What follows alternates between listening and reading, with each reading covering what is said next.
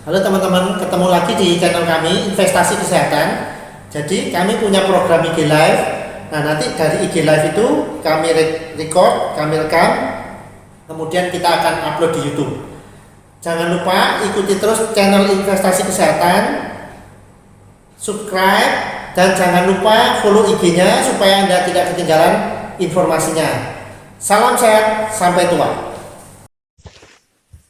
Oke, udah, sip. Lah, kedengaran nggak suara aku? Suaranya nggak kedengaran. Oh, bentar. Aku berarti nggak boleh. Oke, kedengaran? Oke, Oke, kedengaran? kedengaran, sip. Oke, sip. Oke. Pertanyaan pertama. Ini dari warga Instagram.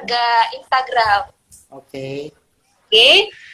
Dokter, ini kan ada beberapa wanita itu kan yang menderita endometriosis. Jadi kalau yang menderita endometriosis KBIUD apa enggak? Boleh. Jadi tergantung dari kasusnya endometriosisnya seperti apa. Terus Oke. staging endometriosisnya seperti apa. Itu boleh.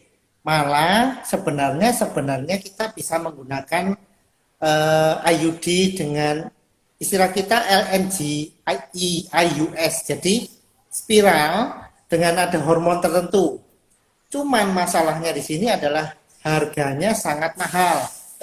Harganya itu kalau nggak salah spiralnya itu sekitar hampir 3 juta. Nah, itu masalahnya di sana. Jadi Itu untuk spiralnya aja, dokter. Untuk spiralnya aja itu. Oh, berarti nggak bisa pakai spiral yang biasa. Nah, spiralnya bukan spiral yang biasa. Nah, jadi dia yang LNG IUS istilah singkatannya begitu. Oh, gitu. Kalau ada alatnya bisa dipasang. Bisa, bisa. Ada Cuman jual di karena sini nggak, harganya dokter? mahal itu, hah? Ada Mesti jual pesen di sini. dulu. Oh, gitu. Mesti pesen dulu. Nah, Hmm. cuman harganya mahal itu yang bikin kita jadi gimana ya? Pasien ya belum tentu mau juga gitu. Iya, betul. Semuanya yang ada di rumah Kita bahas aja. dulu aja. Gimana? Kebetulan yang nanya ada masuk ke sini kayaknya. Coba kalau ada pertanyaan mau lagi sama dokter Umar, Kalau belum ada pertanyaan, kita mulai aja kita bahas sedikit-sedikit. Kan Iya. namanya juga serba kontrasepsi kan? Iya. Namanya kita bahas bareng. Oh, berarti kesimpulannya kalau bisa menggunakan KBI atau pakai IUD yang ya. Ya. Sip. Udah jelas ya teman-teman. Bisa dibahas lagi tentang endometriosis. Oke, lanjut aja kali dokter ya. Mulai aja. Ya. Mulai kita bahas dulu aja pertanyaannya nanti. Ya. Yang kedua ini apakah menggunakan KBI dapat mengakibatkan itu yang kedua. Nah, ini makanya ya. Ini kan pertanyaan dulu baru kita bahas ya. Gimana kalau kita bahas dulu mulai awal kontrasepsi kayak apa, kan ini hari kontrasepsi juga. Nah, konsep kontrasepsi seperti apa? Nah, supaya nanti kalau misalnya ada pertanyaan-pertanyaan gini mungkin sebagian sudah terjawab sendiri. Jadi gini, kita mulai ya. Kontrasepsi itu apa sih sebenarnya? KB ya, kita ini kan hari kontrasepsi, tapi yang kita kenal itu KB. KB itu kan istilahnya keluarga berencana. Iya. Nah, keluarga berencana ini pertanyaan saya adalah apakah kita berkeluarga itu sudah pernah merencanakan sebelumnya? Rata-rata enggak pernah.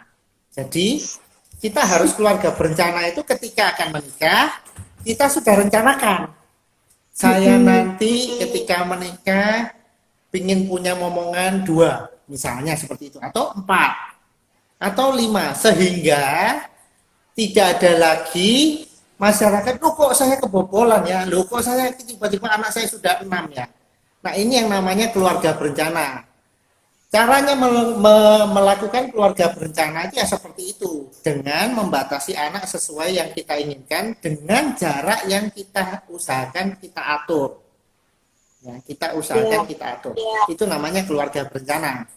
Caranya mengatur adalah dengan mengaturnya adalah dengan kontrasepsi. Nah, kontrasepsinya gimana? Namanya kontrasepsi itu adalah kontra itu melawan, sepsi itu adalah konsepsi itu pembuahan. Iya. Nah, ini sekaligus nanti akan menjawab pertanyaan dari yang tadi. Nah, kontrasepsi jadi melawan pembuahan. Jadi jangan pernah bilang kontrasepsi ini kemudian dipakai untuk program kehamilan. Namanya aja kontra itu melawan, sepsi pembuahan. Kalau tidak terjadi pembuahan, maka tidak akan terjadi kehamilan. Nah, jadi ini hal yang bertolak belakang. Namun demikian, kontrasepsi ini juga macam-macam. Ya, kontrasepsi ini macam-macam. Ada yang kontrasepsi hormonal, ada yang kontrasepsi non hormonal. Nah, yang hormonal, non hormonal ini juga ada yang alamiah, ada juga kontrasepsi yang dengan menggunakan alat. Ya, jadi ada kontrasepsi juga yang kita sebut dengan kontrasepsi mantap. Ya, jadi dia menggunakannya seumur hidup, kira-kira seperti itu. Nah, pada kontrasepsi yang kita mau bahas yang mana dulu nih?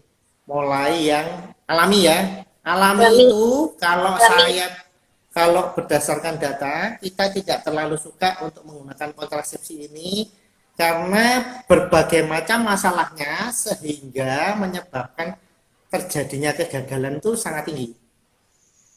Kegagalannya sangat tinggi. Itu kontrasepsi alami. Apapun itu. Meskipun dengan metode ovulasi Behling sekalipun itu sangat tinggi. Kenapa? Karena metode ovulasi Behling tidak mudah. Tidak mudah untuk menilai lendir servikku kayak apa ya yang subur, itu tidak mudah, itu butuh latihan. Nah, ini yang seringkali timbul terjadi perbedaan persepsi, akhirnya terjadi kehamilan. Iya. Itu kontrasepsi alami ya. Terus kemudian misalnya kontrasepsi, kita kembali ke yang kontrasepsi non hormonal dulu lah ya. Yang menggunakan alat. Alat di sini yang dimaksud bisa berupa kondom. Kondom ada kondom pada pria dan ada kondom pada wanita. Nah, ini yang tadi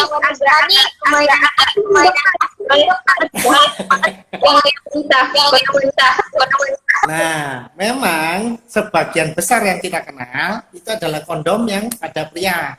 Iya. Tapi sebenarnya ada kondom yang pada wanita. Iya. Ada. Ada juga alat barrier yang lain berupa cervical cap namanya. Jadi kayak topi gitu dipasang di mulut rahim. Tetapi ini sangat susah. Nah, kalau kondom wanita ini sampai sekarang belum terlalu familiar untuk masyarakat. Jadi dan nyarinya susah memang. Jadi maka yang kondom, kalau orang kondom persepsinya pasti kondom pada pria. Begitu kira-kira. Nah, kemudian alat yang kedua adalah IUD namanya. IUD itu singkatan dari intrauterine device. Alat yang dimasukkan di dalam AKDR, alat kontrasepsi yang dimasukkan di dalam rahim. Nah, atau bahasanya yang biasa lebih dikenal masyarakat adalah spiral. Padahal spiral sendiri sekarang udah nggak ada. Ya. Jadi yang dimaksud spiral itu adalah IUD yang tipe lipes loop itu sudah sangat lama nggak ada. Tuh. Terus setelah spiral ini ada yang non hormonal yang biasa kita pasang dan ada yang hormonal. Itu yang spiral juga ada yang hormonal. Iya, itu tadi yang pertanyaan tadi endometriosis tadi. Berarti yang endometriosis hormonnya dok. Ya. Iya. Itu kita menggunakan IUD dengan hormonal. Tuh kira-kira seperti itu. Nah, kita masuk ke kontrasepsi mantap. Kontrasepsi mantap ini ada dua. Yang namanya mantap, itu jangan pernah berpikir 1-2 tahun lagi, berapa tahun lagi akan dibuka. Ya. Ini bisa kontrasepsi mantap pada pria, namanya vasektomi. Bisa lagi kontrasepsi. Ya. Nah, gitu. Vasektomi di Indonesia para laki-laki jarang yang mau. Nah, Ya. tetapi mesti diingat juga pada laki-laki ketika tubektomi awal itu dia mesti menggunakan kondom. Kenapa? Masih ada sisa sperma di vas deferensnya dan sebagainya itu di tempat yang sehingga masih awal-awal masih bisa menyebabkan kehamilan. Awal-awal aja. Ya. Nah, kalau tubektomi pada wanita itu ya langsung begitu dilakukan tubektomi maka sudah tidak perlu KB-KB lagi dan bisa langsung digunakan gitu kira-kira. Nah, sekarang kita masuk ke yang hormonal. Hormonalnya ada macam-macam nih. Hormonalnya ada mulai pil. Pil ada yang pil biasa, ada yang pil yang menyusui. Kalau gampangnya kita beli itu begitu. Ada pil biasa, ada pil menyusui. Nah, pil biasa itu yang biasa banyak digunakan itu adalah yang pil biasa ini. Dia ada estrogen sama progesteron. Kalau pil yang untuk ibu menyusui itu rata-rata isinya hanya progesteron saja sehingga tidak mengganggu produksi ASI. Itu tentang pil. Nah, pil ini kerjanya satu pil itu sekitar 24 jam.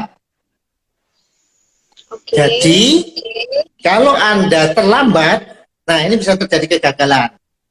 Kalau Anda lupa 1 hari, bisa terjadi kegagalan. Nah, pil ini ada satu lagi. Untuk kontrasepsi darurat, pil bisa digunakan. Nah, obatnya lain. Nah, ini biasanya masyarakat kita menggunakan obat yang sama. Tetapi sebenarnya obatnya agak lain. Kalau menggunakan obat yang sama yang biasa dipakai itu, maka kontrasepsi daruratnya nggak bisa cuma minum sebiji. Gimana teman-teman? Sudah pada mengerti apa belum?